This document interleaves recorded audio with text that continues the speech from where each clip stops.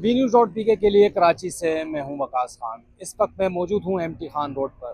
आज मुमकिन तौर पर शहर कराची में एहतजाज के बायस कराची के मुख्तलिफ शाहराहों पर कंटेनर्स लगा दिए गए हैं ताकि किसी भी नाखुशगवार वाक़े से महफूज रहा जाए। शहर में हसास जो मकामात हैं, ख़ास तौर पर रेड जोन, उसको मुकम्मल तौर पर सील करने की कोशिश की जा रही है और ये इम्कान ज़ाहिर किया जा रहा है कि नमाज जुम्मा के बाद शहर के मुख्तलिफ मकामात से हो सकता है रैलियाँ निकलें और एहतजाज की सूरत वो अख्तियार कर जाए।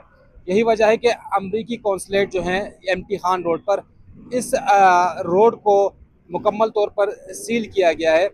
दाखिली और ख़ारजी रास्तों से ट्रैफिक का जो बहाव है उसको रोक दिया गया है और मुतबादल रास्तों पर मुंतकिल कर दिया गया है। गुज़िश्ता हफ्ते ये देखने में आया कि अमरीकी कौंसलेट पे कुछ शहरियों ने हमला किया गया था शहरियों की जानिब से, जिसके बाद कुछ अफराद जाम भाग हुए थे।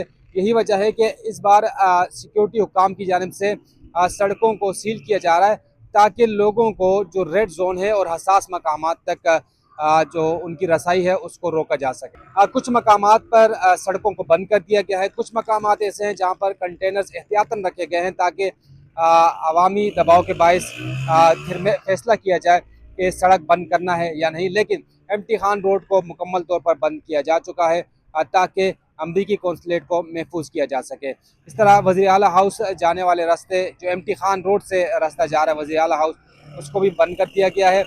रेड जोन के बारे में कहा जा रहा है कि उसको बंद कर दिया जाएगा।